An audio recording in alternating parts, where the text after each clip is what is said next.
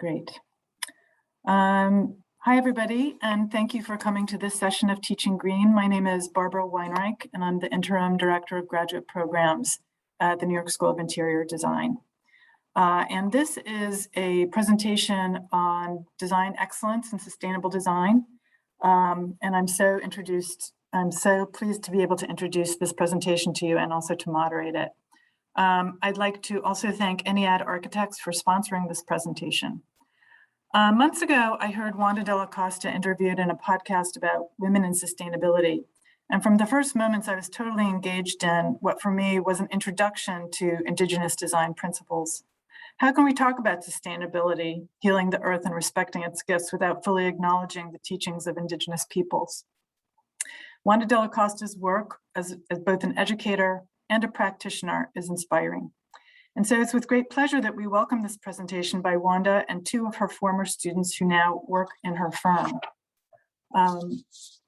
After we show that, I'm first going to give you their bios, and then we'll watch the video, including Wanda, and then afterwards we'll talk to Wanda's two colleagues about the work. Wanda Dalla Costa, AIA Lead AP, is a member of the Saddle Lake Cree Nation. She is an architect and a professor at Arizona State University, where she is the director and founder of the Indigenous Design Collaborative, a community-driven design and construction program, which brings together tribal community members, industry, and a multidisciplinary team of ASU students and faculty to co-design solutions for tribal communities. Her firm, Tawa Architecture Collective, is based in Phoenix. Tiara Miller has been with Tawa Architecture Collective for 2 years. Prior to that, she worked as the manager of the Indigenous Design Collaborative at ASU. Her specialization is Indigenous engagement and place-based design.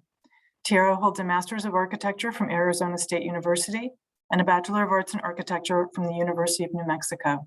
She is a member of the Navajo Nation. Selena Martinez is a member of the Pascua Yaqui tribe and Chicana born and raised in Phoenix, Arizona. She has a master's in architecture degree from Arizona State. She has been involved in a diversity of design projects with local tribal nations through the ASU Indigenous Design Collaborative and TAW Architecture Collective. Selena is also the co-founder and lead instructor for Design Empowerment Phoenix, a program of the Sagrado Galleria in South Phoenix that provides opportunities for youth and communities to engage in design tools and processes. So first, welcome to you both. We'll meet you on camera later. We'll start with this recorded presentation by Wanda, Tiara, and Selena, and then we'll have a discussion afterwards.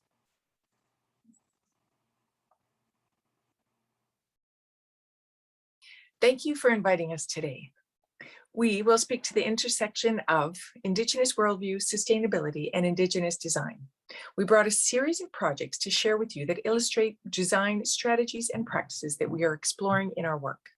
In terms of organization of our presentation, there are 3 speakers. My name is Wanda Dalla Costa. I'm the director of IDC over at Arizona State University, a community-driven design center that works with Indigenous communities across Turtle Island. The other speakers will introduce themselves before they speak. Next slide.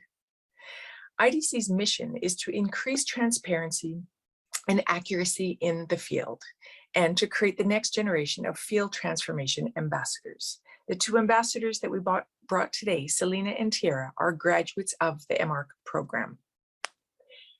On the TWOW side, we manage a series of projects, and our focus is on Indigenous ways of being, knowing, and doing, participatory design, mentorship of the next generation, working with multiple generations, and earth-centric design. Next slide. Before we get into the projects, I wanted to preface the projects with 2 concepts that I think will help shed light on the projects that we bring today. The first concept is cultural sustainability, and the next concept is relationality. This, what you see on screen are the 7 tenets of CS theory. So despite centuries of ancestral building traditions, the theory of Indigenous design is in its infancy. One theory that is pushing on the status quo in the design field is this theory. It posits that places are highly symbolic and culturally specific, with cosmological, spiritual, and historical references that serve as identity markers for groups, societies, and nations. The theory shares that what we are looking at encompasses not just buildings, but objects in, on, and around buildings, as well as the meanings, values, and behaviors within. Meanings can include ideological, social, behavioral, and can include high-level concepts such as worldview, mid-level concepts such as identity or representation, and low-level meanings such as use. In terms of relationality, this is an important concept in Indigenous worldview, and it will help preface this subject. So human beings, the concept of relationality tells us that human beings are interconnected with Mother Earth. We are all part of the same land family. Our well-being and resiliency is dependent on one another. So Indigenous people aspire to protect all of the land family. Learning to live in harmony with an interconnected ecosystem is an ongoing journey. Indigenous ways of being, knowing, and doing emerge through sacred stories, oral tradition, ceremony, song, and cultural practices. Indigenous stories can be complex and don't share conventional categorical boundaries. Instead, the package is holistic, including religious teachings, metaphysical links, cultural insights, history, linguistic structures, literary and aesthetic form, and Indigenous truths. The interpretation of the stories that we learn in community are the responsibility of us, the listener, or in the case of the architect, it is our job to interpret the story within the context of the purpose. So what does this mean for design? Ethical relationality requires that the designer become familiar with the meanings that are embedded in that storied landscape and the process for maximizing relational learning. While this is a lifetime endeavor for most Indigenous peoples, accelerated understanding is achieved through working in place with the people of the place. This means taking part in acts of renewal, such as ceremony, visioning, reflection, story, song, and prayer, as well as acts of reciprocity, including the continuing decentering of self in service of the collective. One of the authors who wrote Indigenous Methodologies tells us that in order to invite the relational nature of the world and for those views to emerge, new methods are critical. For example, she shares that highly structured interviews are not congruent, while open-ended conversations and sharing circles are flexible enough to accommodate principles of oral traditions, allowing participants greater control over what they share. The timeline you see attached is our process. Number 1 through number 6 are our preparatory work before we begin design. Design is the black circle, third from the start. We created this timeline to show our preparation. Design only begins after all of the research is done. The final products aren't just buildings, but they're also about storytelling, bringing all of our research together, as well as measuring the outcome of the work that we do. What are we trying to attain when we go into community? This example on screen shows our living library of concepts that seem to emerge. What we are doing now is trying to categorize them in order to make these, the topics that come from our communities teachable. Finally, we have a very simple way of working that guides all of our work. It's a 4-part system. All of our work is very community-led. It is highly process-based. We know that it's sometimes more important than the bright and shiny object at the end. It's place-based, meaning we are in tune through stories, and it is part of a reciprocal alignment that we work to understand our community and their needs. What we did recently to bring all of that information together, we did a study at ASU, which was about bringing Indigenous design to a campus. Through that study, we created a publication to explain our process. The publication is actually for sale. Please contact us if you were interested in purchasing. The proceeds go to scholarships at the university. And we put all of the proposals for indigenizing ASU's campus into this publication. And so the projects that Elena and Tiara will present are part of this work. Thank you. I'll send it over to Elena to talk about the work. Hi everyone, my name is Selena Martinez. I'm Yaqui and Chicana, born and raised in Phoenix, Arizona, and I'll be sharing about the work we've done specifically with Hayden Library. Through the publication that Wanda just mentioned, we were able to gather a list of design ideations for the 4 different campuses that ASU has. Alongside that, we recognized that there are 52 Indigenous design students enrolled at the design school, and Arizona is also the 2nd largest university that holds about 55,000 Native American students. So the whole goal of this publication was to integrate those narratives into the campus's environment to create a sense of home for those students. The 2 projects I will be talking about are Hayden Library, specifically some of the concepts that we were able to develop as the library renovated their building. The first project is an Indigenous welcome wall. So ASU's campus sits on the Indigenous ancestral lands of the Akimel, Otham, and Pifash peoples.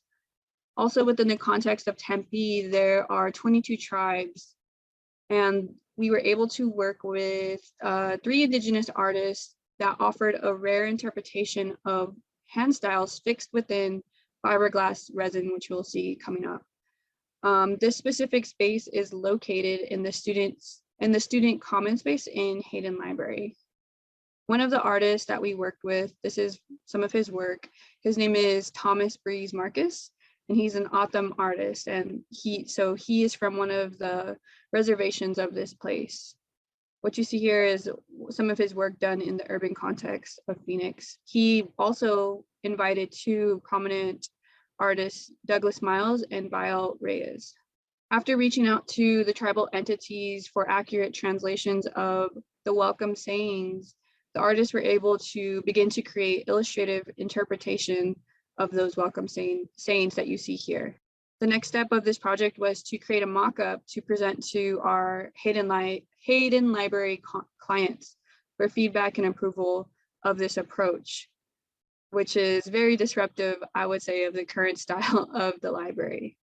The third step of that process was beginning to standardize the sizes for fabrication of these panels, making adjustments for legibility, and creating the technical drawings for our fabricators. These are some images from the installation day that showcase the process of attaching those panels onto the wall in that space. This is the final product for the library, and there has been great feedback for this project specifically as it incorporates ancestral languages into the environment of the library. And this was completed in January 2020. The next project is an Otham storytelling table. This focused on Otham tribes specifically, which are the tribes along the Rio Salado, or what is now known as the Rio Salado. This is a connection to Indigenous stories, and we worked specifically with Jeffrey Fulwilder, who provided a starting sketch for the concept that you see on the right. And it really is connected to the designs from the river, as he said it. This is a top view of the plan for this custom table design, and this is aligned with appropriate basketry designs provided from the Otham community. And you can see here on the left some of the matriarchs from that community who are the leaders of the basketry design process. This is a rendering and some technical drawings for, once again, the approval of our clients to proceed in the process of this project. These are pieces of the behind the scenes of how we went about fabricating the table and the custom chairs, because this was a more experimental approach on how to utilize resin with these design motifs. It was definitely a challenge, and it took over 6 months to create mock-ups and accessing material resources in the times of the pandemic. and making experimental adjustments due to the scale of the table. It's quite large. These are more images of some of those final fabricated chairs and the structure of the table in the space of the Labriola Center, which is a Native American focused area of the library. The biggest challenge of the project was actually getting the tabletop into the library onto the second floor due to some of the current interior design aspects of the library. We couldn't bring up the tabletop through the stairwell, so we had to actually take out a glass facade and through a slow crane process, get the tabletop inside. But this is the final product before the tabletop is completely sealed and connected to the rim, the steel rim that you see here. And you can see some of the really beautiful qualities of what resin was able to achieve while integrating those storytelling aspects of the basketry that are connected to the natural environment of the river. And lastly, this is a temporary lighting situation that we hope will be more permanent in the future once we get permissions. But this really brings another layer of excitement to attract more people to wonder about this table, especially students who may not know about the ancestry of this place. Hi everyone, my name is Tiara Miller and I'm Navajo from the Navajo Nation. Today I'll be speaking about two campus projects, one at Arizona State University and another at Western University in Ontario, Canada. The first project is the American Indian Student Support Services, or AISSS, which is currently undergoing a rebranding of the 4 campus locations. The challenges with this project was developing a consistent branding that was inclusive to all Indigenous groups, but also recognizes the tribal territories within the 4 campus locations. We work closely with staff and engage students on the aesthetics of the space, cultural associations, and activities of the office locations will accommodate. The goal of the project is to build a state-of-the-art home away from home for Indigenous students. For the rebranding in this slide, as you see, we collaborated with Minos Esmas, a branding firm located in Argentina. The branding logo was influenced from traditional symbolism and formatted for different applications. A mural was created that was influenced from traditional symbolism found in the tribal seals of the 22 tribes within Arizona. The images on the left side of the screen represent different elements such as earth, air, fire, water, mountains, and sun, all of which can be seen on the mural on the right side of the screen. Keeping the branding consistency, symbols were created based on the activity that will take place in certain spaces. The symbols were used for signage and mural applications within the space. Some of these activities that were identified were study, socialize, advocate, and meet and gather. On the right-hand side kind of shows how the mural will be applied within that spatial activity. The 4 campus location will have a consistent branding on both the exterior entry and the interior activity branding. In this visual render, the landscape mural will be located at the entryways. A part of including all of the 22 tribes within Arizona, we decided to use the tribal seals and have this application of having them on a glass partition, which will be in the Tempe campus location. The exterior of the AISSS was designed to welcome students through a welcome wall that would recognize the territorial tribes and also be inclusive to all Indigenous groups through an LED display that cycles through Indigenous languages for welcome. The idea was when students come to the space, if they don't see their own language in welcome, then it can be added to a database where it cycles through and emulates through that wood veneer. The campus locations are still under construction. Here are some visual images of the application within Tempe campus space.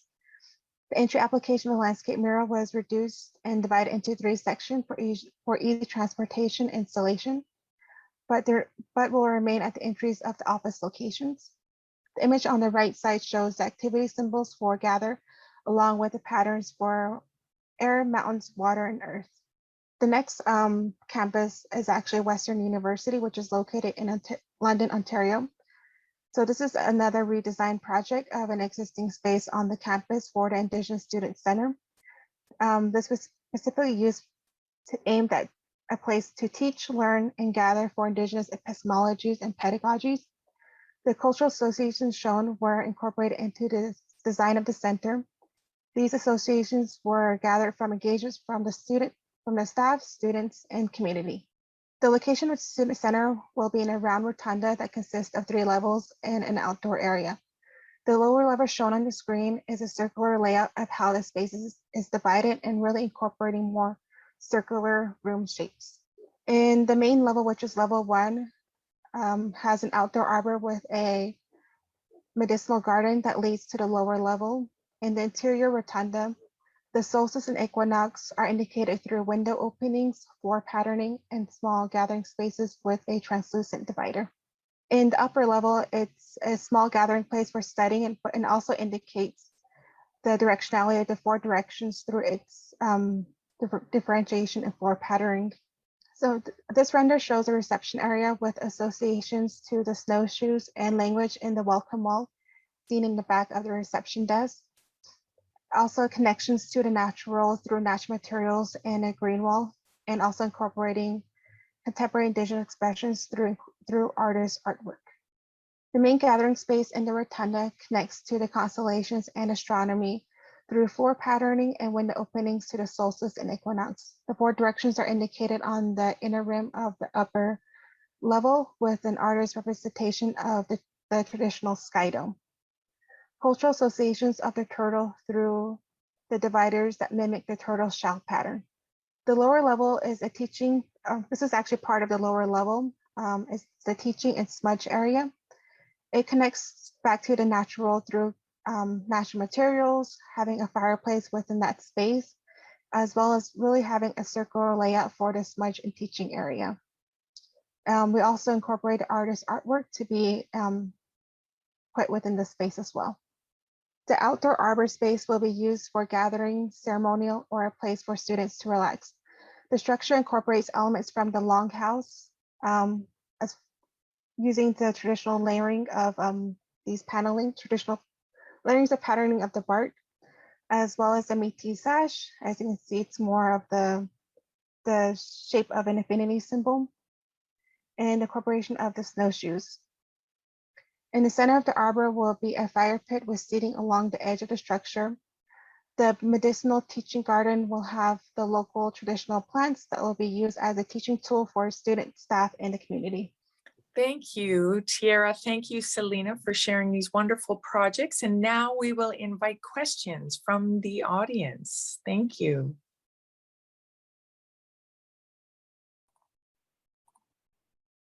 Okay, well, we're not going to invite questions from the audience yet, but first we're going to talk to Selena and Tiara. Selena and Tiara, do you want to turn your cameras on? So first of all, welcome. It's so nice to meet you, even if it's virtually, and I'm so excited to have you here. Wanda is unable to join us today, which we knew about. She had a previous engagement, but I'm excited to talk to you guys because this whole symposium is actually supposed to be about education of sustainable principles, like how does my generation know how to teach your generation, but I feel like your generation is teaching us. So I think this is a great opportunity to talk to you both as both designers and as former students. So you can unmute while I ask you questions. First of all, I think it's really interesting that there are these very basic principles that you can follow based on Wanda's course and the Institute. I'm going to say it wrong. It's the Indigenous, what's the institute that's at ASU? Indigenous Design Collaborative. Thank you. Short-term memory. What struck me is the idea of narrative, relationships, and then kind of measuring impact, right? So much about what your projects are about the story and remembering the story and gathering the story and then depicting the story through your designs. And this is something that came up actually in a panel that we had last night about the power of narrative and how narrative can make something live forever because it's repeated over and over again. But if that process is stopped in the middle because that narrative isn't appreciated or valued, then what happens? So I think what's so amazing about what you and Wanda are doing in your firm is to picking up that narrative and teaching us about it who are not in that community, but also giving that information to students as they're coming up. So the first question I'd like to ask both of you is, what was that process like for you? First of all, in your prior design, I don't know when you decided you wanted to be architecture majors, but in prior design studios, was that something that came up at ASU, or was this something very specific to Wanda's point of view and her direction? I guess I'll answer first, but for me personally, this is actually the first time I was approached through Wanda about this design process of working with Indigenous tribes and how that structure is. Oops. No, prior to that, I didn't know I wanted to study architecture, but along the way, I kept on getting asked a question of what kind of architecture, and that was a question I did not know, not until I met Wanda, that I really found it fascinating how she structured a framework to work with Indigenous tribes and how that process is. And she keeps developing and adding on to that as we continue this work. And Selena, how about you? Yeah, I would say similarly. Before I met Wanda, I didn't consider Indigenous architecture an actual pathway after graduating. So she was pretty influential on, I believe, a lot of people or a lot of Indigenous students' trajectory once they meet her within the school, because it's hard to know, due to the fact that we have little numbers of Indigenous professionals in these industries, that there are opportunities to not only work with other Indigenous architects and designers, but to actually work with tribal nations on real projects. And that's what Wanda has been able to bring to the school through the Indigenous Design Collaborative, and then further expand through her own practice. Right. Were there things that you learned that were particularly meaningful to you? I mean, you know, you do interviews with a number of different tribes, right? So did that expand also your worldview of what it meant to be Indigenous? Yeah, so I feel as though when there's like kind of, as Indigenous people, I feel like we're drawn to each other in a sense because of the fact that we don't see a lot of ourselves represented.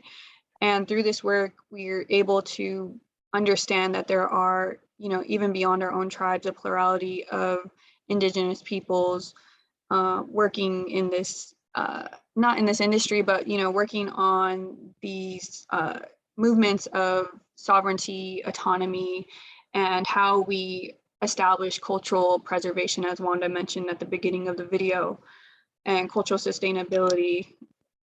Those kind of go hand in hand.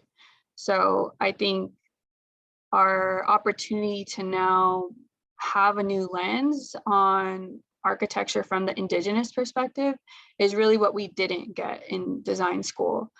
Most people, you know, as Indigenous architecture goes, it maybe was mentioned one time in architecture history, but there was no like narrative beyond that. We mostly focused on modernism and contemporary architecture, which there is no representation of Indigenous peoples in those curriculums. So really, once we were able to see not only an Indigenous architect, but an Indigenous woman as a representative for us and a role model or mentor, that really, I think for both Tiara and I, really had a huge impact on where we saw ourselves going. And then not only that, but getting the support from somebody like Wanda to push us farther in our careers.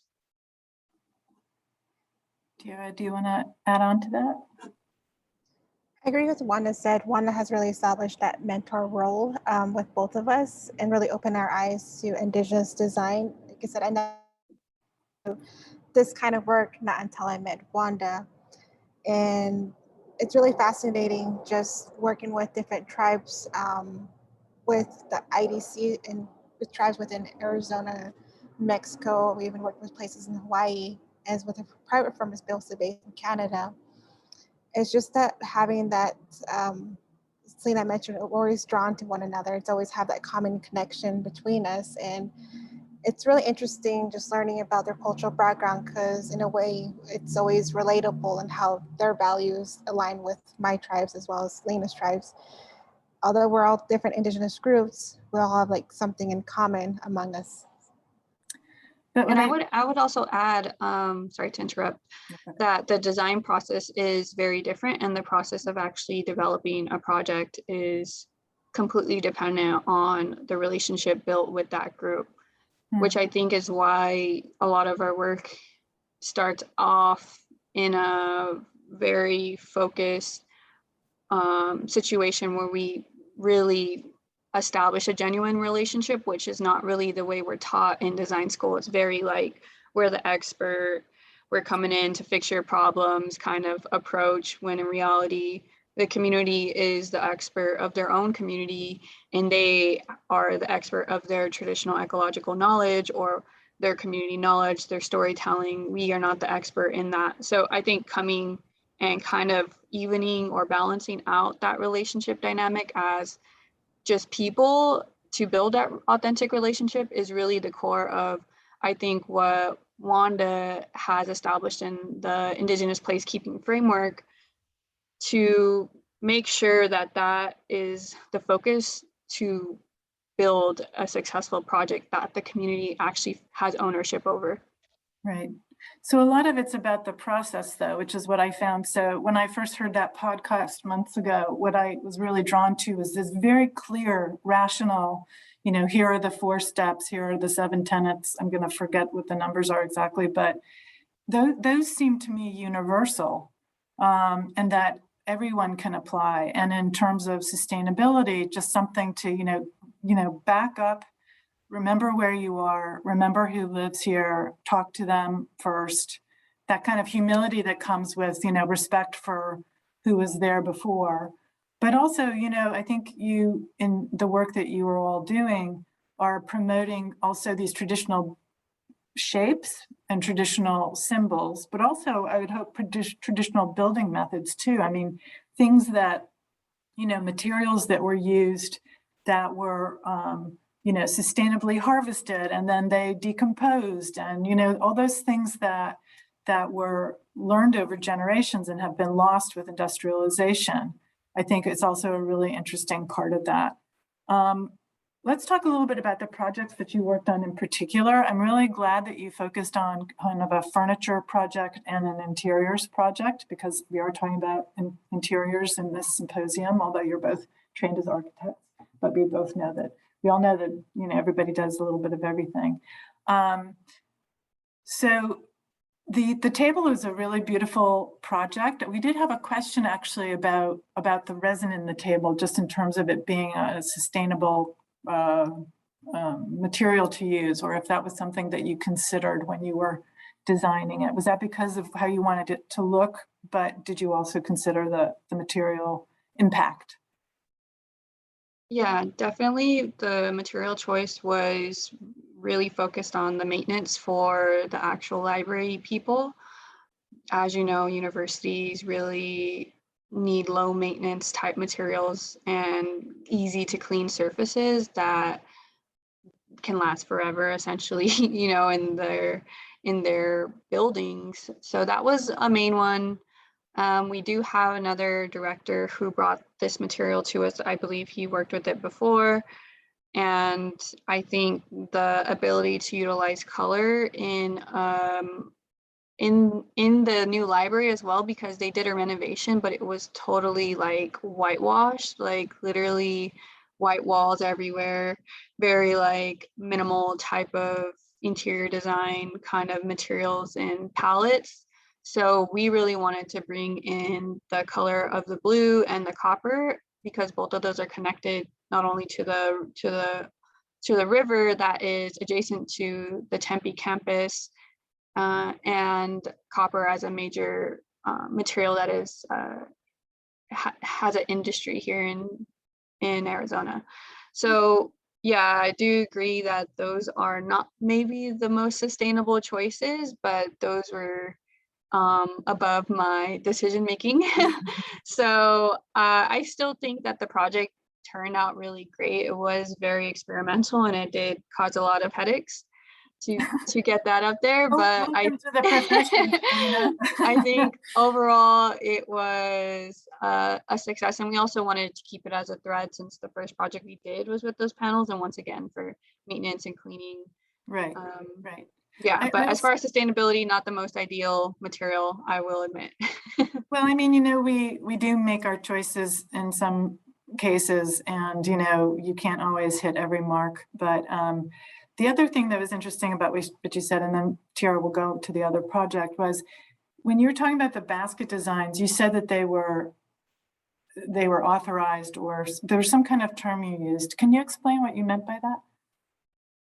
Yeah, Are they so like the official? basketry designs are from the O'odham people, and we worked with a artist, Jeffrey Fulwilder, who is a member of that tribe, who helped with the design. So he designed an initial sketch for us, and then we utilized some of the basketry patterns that were placed in one of their oldest buildings in their community, which is actually an old gym, and they have those patterns up. So those were appropriate because those were public facing designs, not like sacred Not hidden sacred. designs for a specific family or Right, families or specific part of the community. So these are right. very like outwardly facing designs, which is why we utilize those. And he, he gave us the initial idea for how to utilize them as a like an overlapping pattern. So that is one of the main reasons why we work with Indigenous artists as consultants in our projects, because they really have the core understanding of what would be appropriate for that Right. community. I think that's a really interesting point, right? Because appropriation, is a real problem. It's like, if you don't understand where you're getting it from or what it means, and it could actually be something that's really quite insulting or even, sacrilegious, right? For certain cultures. I think that's a really interesting point. Tiara, in the projects that you were showing, we actually had a question. Were these all professionally commissioned works? I think that means, these are works that you did within the Wanda's architecture firm. And I didn't pronounce it right, did I? Is it Tao? How do you pronounce the firm? Well, Architecture Collective. Okay, thank you. Yeah. So these were all professionally commissioned works though, right? I mean, they weren't school projects, obviously. These are projects, right? Okay. So within the project you showed, and I know you sent slides of like several different projects that you worked on, there are a lot of these symbols of and expressions of Indigenous spaces. So the gathering space, the smudge, things like that. Could you talk about how you came to choose those specific places when you were doing the design of the project? I mean, was there an array of things, or was it more like when you were interviewing people, they would say this is an important place to us? Well, with both projects, AISSS and Western University, we both did engagements beforehand, both with the students and the community or the user group. And what we really do throughout the design process is that we'll do the engagement, we'll summarize what we heard, and then we'll do a concept design. So pretty much we go back and forth to make sure what we heard and how we integrated those ideas or those concepts into the design. We present it back to see if we got it right, or if we're missing something, or if we did something we weren't supposed to as far as the cultural aspect. And it's a really back and forth thing, and the community will let us know what areas or what spaces will be most used for gatherings, what they would use as a multi-use space.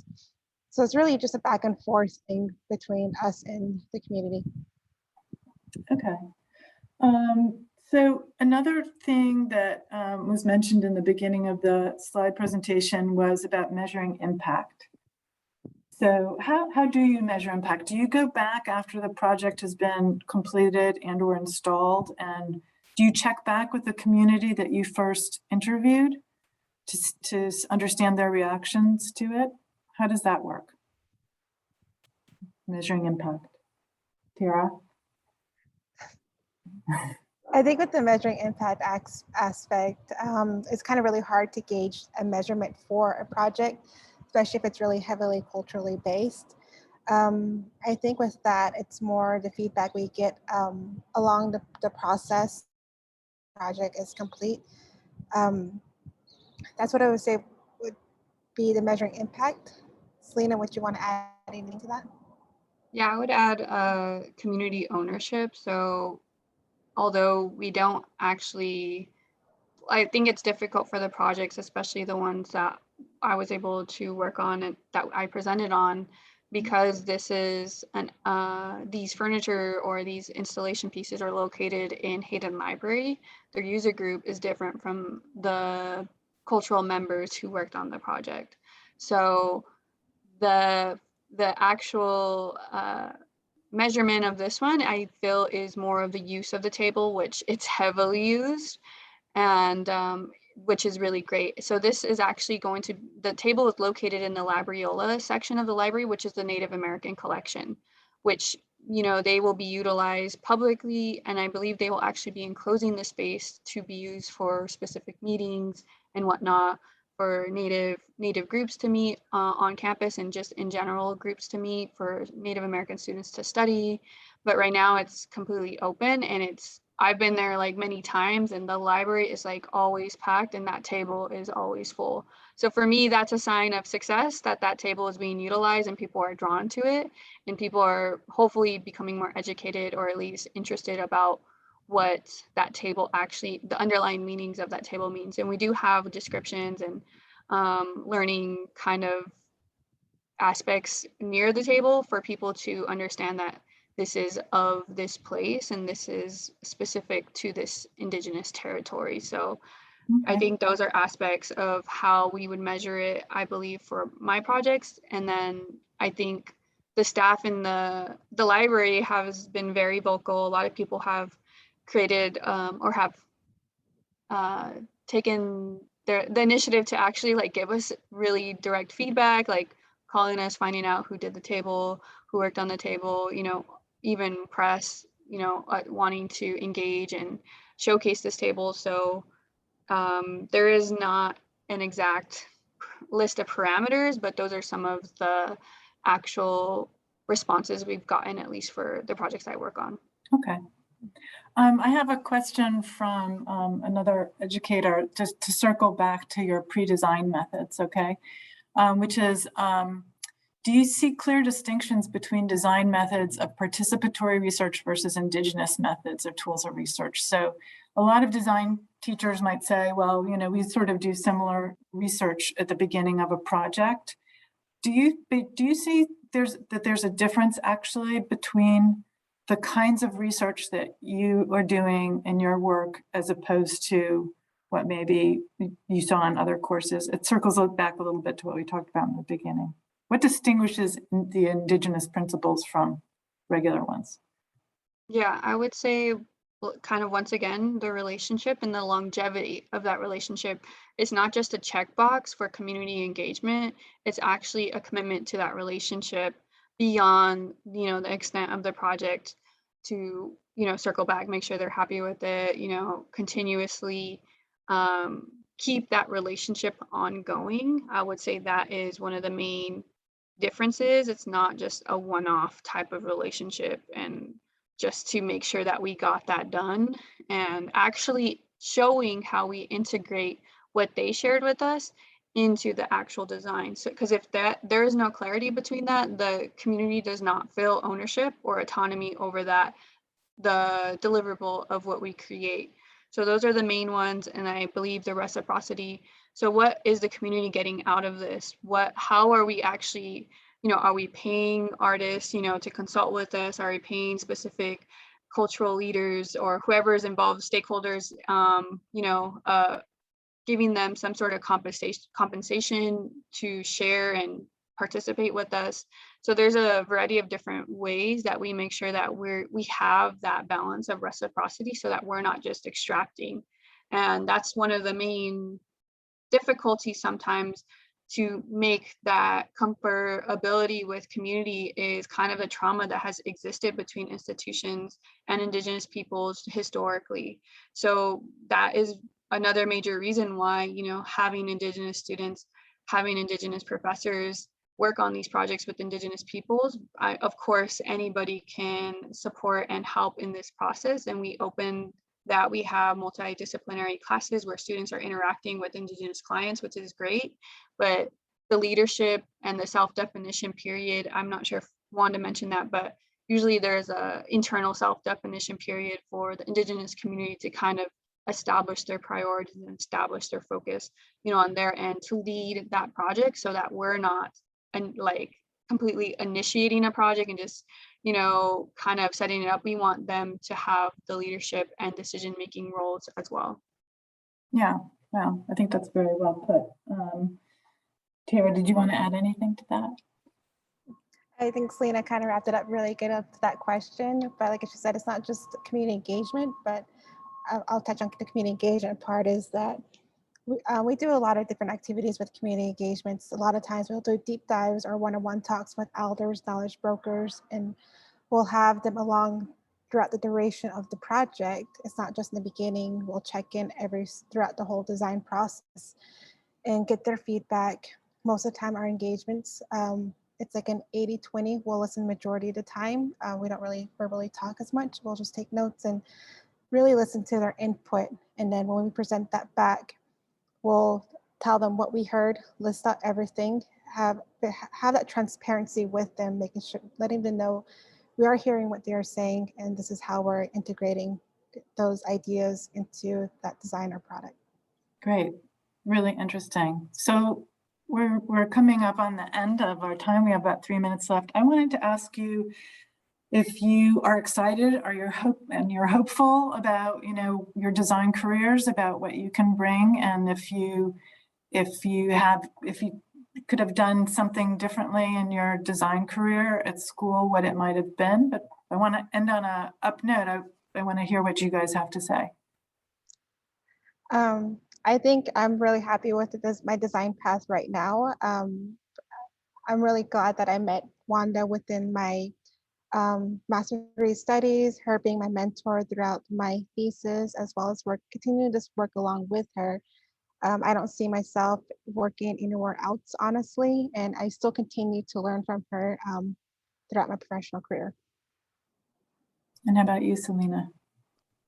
Yeah, I feel very blessed to have met someone like Wanda. I think a lot of people, a lot of Indigenous students come into school wanting to get back to their community, but not really knowing how, especially through, you know, a design career, when the status quo of that industry is to go to a firm and then work your way up. Wanda has really given us the opportunity to be there side by side with her and really take our opinions into consideration, not only on the IDC side, but the TA side. And that is very different from what I've experienced academically.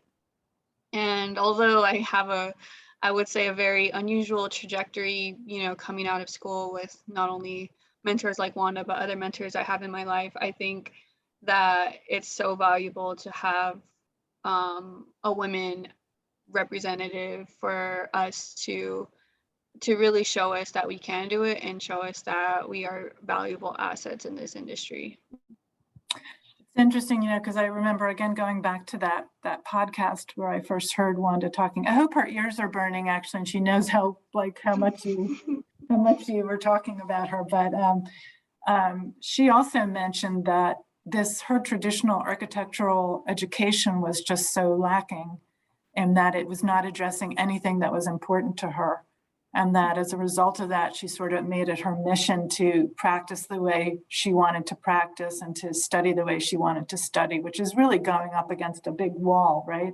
A big traditional wall. So that's why I thought that her talk was so inspiring too, even in that short podcast, because it was somebody who had the power of their convictions to be like, I know that design can do better. And I know that I can help take it there. So, and I think that you guys are a great testament to what she's done, but also we really look forward to what you're going to produce in the future. And I hope that actually NYSID can have more collaborations with you guys, because I think this is really, really important for all of our students to know as well. So with that, I'm going to end it. I thank you so much, Selena Martinez and Tiara Miller, for joining us, and Wanda, wherever you are. We hope you're having a good time. Thank you everybody else for joining us.